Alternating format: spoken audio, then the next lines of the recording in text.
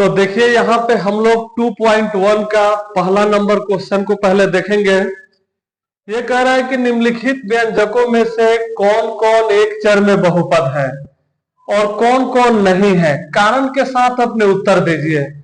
तो सबसे पहले हम लोग समझ लेते हैं कि आखिर हम लोग बहुपद कहते किसको हैं।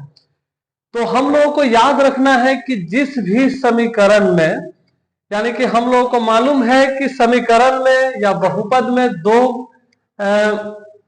एक होता है चर पद जो एबीसीडी की संख्या होता है, और एक होता है अचर पद, यानी कि अचर पद में गिनती की संख्या होता है 1 2 3 4। तो बहुपद हम लोग उसको कहेंगे कि जिसका पावर एक से ज्यादा हो। बहुपद के लिए क्या होना चाहिए?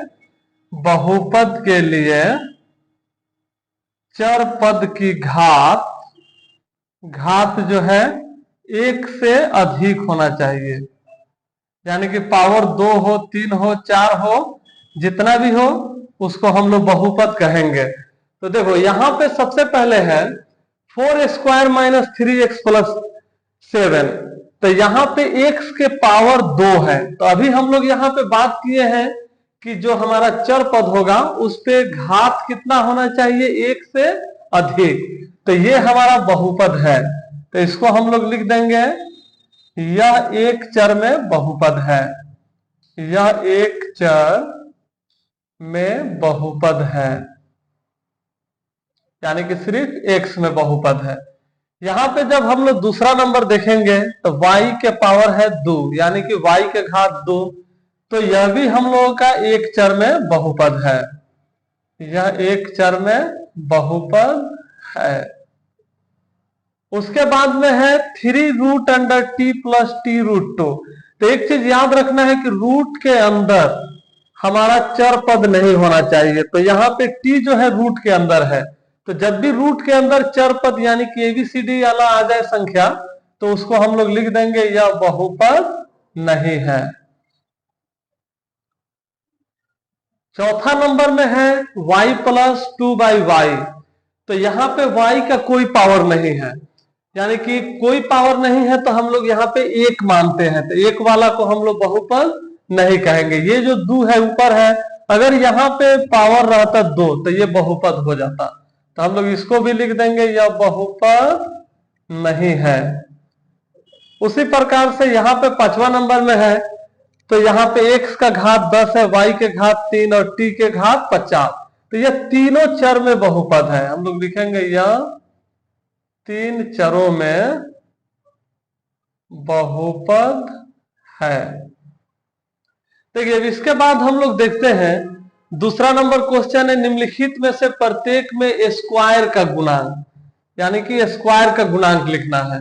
तो सबसे पहले हम लोग देखेंगे कि स्क्वायर कहाँ पे है और उसके आगे कौन सा चर पद है, तो वही हमारा स्क्वायर का गुणांक होगा। क्योंकि किसी भी संख्या में, यानी कि कोई भी जब ये समीकरण का पद रहता है चर पद और अचर पद, तो इसके बीच में गुना छुपा रहता है।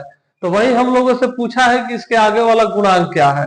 तो यहाँ पे है स्क्वायर, तो इसके आगे छुपा हुआ है 1, तो इसका गुणांक हो जाएगा 1। यहाँ पे फिर सब में स्क्वायर का ही देखना है, तो यहाँ पे है स्क्वायर, तो यहाँ पे भी 1 छुपा है, तो यहाँ पे -1 हो जाएगा। क्योंकि जब माइनस लगा रहे तो माइनस को लिखना ही पड़ेगा। यहाँ पे प्लस था तो प्लस लिखे या नहीं लिखे, प्लस छुपा हुआ है। फिर यहाँ पे π/2, यानी कि स्क्वायर के सामने है, तो यही हो जाएगा π/2। और इसमें स्क्वायर है ये नहीं है, तो जब स्क्वायर नहीं है तो इसका लिख देंगे हम लोग 0। अब क्वेश्चन नंबर 3 को हम लोग देखते हैं। यहाँ पे कह रहा है 35 घात के लिए द्विपद एवं 100 घात के लिए एक पदी। तो इसका एक एक उदाहरण हम लोगों को देना है, यानी कि उसमें घात जो है एक में 35 घात होना चाहिए और उसमें पद होना चाहिए 2, और एक में 100 घात होना चाहिए और पद होना चाहिए 1। तो सबसे पहले हम लोग लिखेंगे 35 घात के लिए द्विपदी या द्विपद लिख देंगे। तो ये 35 घात के लिए हम लोगों को द्विपद चाहिए। तो देखिए x के पावर हम लोग क्या करेंगे, 35 रख दिए और +1। अब ये जरूरी नहीं है कि यहाँ पे एक्स ही लिखेंगे, हम लोग वाई भी लिख सकते हैं, जेड भी लिख सकते हैं, लेकिन इसके साथ में कोई और अंक जोड़ देंगे ताकि ये एक से लेकर यहाँ पे 2 पद हो जाए, यानी कि एक और पद इसमें जुड़ जाए। तो ये द्विपद हो गया और पावर हो गया हम लोग का 35, यानी कि 35 घात हो गया। उसी तरह दूसरा है यहाँ पे 100 घात के लिए एक पदी। अब एक पदी का मतलब होता है जिसमें पद की संख्या होना चाहिए 1, तो हम लोग क्या करेंगे, y ही लिख के पावर 100 दे रहे हैं। अब ये पद एक ही है और पावर हो गया 100। चलिए अब देखते हैं हम लोग चौथा नंबर क्वेश्चन। यहाँ पे कह रहे हैं निम्नलिखित बहुपद में से प्रत्येक बहुपद की घात लिखिए। तो घात के लिए हम लोग क्या करते हैं कि देखते हैं कि सबसे बड़ी घात कौन है, वही हमारा आंसर हो जाएगा। यहाँ पे जब कुछ नहीं रहता है तो एक छुपा रहता है, यहाँ पे 2 है और यहाँ पे 3 है, तो इसका आंसर हो जाएगा 3। इसका आंसर हो जाएगा 2। इस यहाँ पे कुछ नहीं है, टी के ऊपर तो एक छुपा हुआ है, एक हो गया आंसर। यहाँ पे 3 है तो यानी कि एक को वो है ये नहीं है, तो यानी कि 0 हो जाएगा, क्योंकि ये इस तरह से होगा 3x के पावर 0, तब तो वहां पे कोई एक्स वाई कुछ भी नहीं है चर पर। देखिए अब हम लोग 5वां नंबर क्वेश्चन देखते हैं। यहाँ पे इसमें हम लोग को बताना है कि कौन कौन से बहुपद रैखिक है, कौन दीर्घाती है और कौन त्रिघाती है। तो सबसे पहले हम लोग याद रखेंगे कि जिस बहुपद में पावर 1 रहेगा उसको हम लोग रैखिक कहेंगे, जिसमें पावर 2 रहेगा उसको दीर्घाती, और जिसमें पावर 3 रहेगा उसको त्रिघाती कहेंगे। तो यहाँ पे इसका पावर 2 है तो इसको हम लोग दीर्घाती बहुपद बोलेंगे। यहाँ पे इसका पावर 3 है और यहाँ पे 1 है, तो जो सबसे बड़ी पावर रहेगा, यहाँ पे कुछ नहीं है तो 1 हम लोग समझेंगे, तो इसको हम लोग बोलेंगे त्रिघाती बहुपद। यहाँ पे इसका पावर 2 है तो ये हो जाएगा हमारा दीर्घाती बहुपद।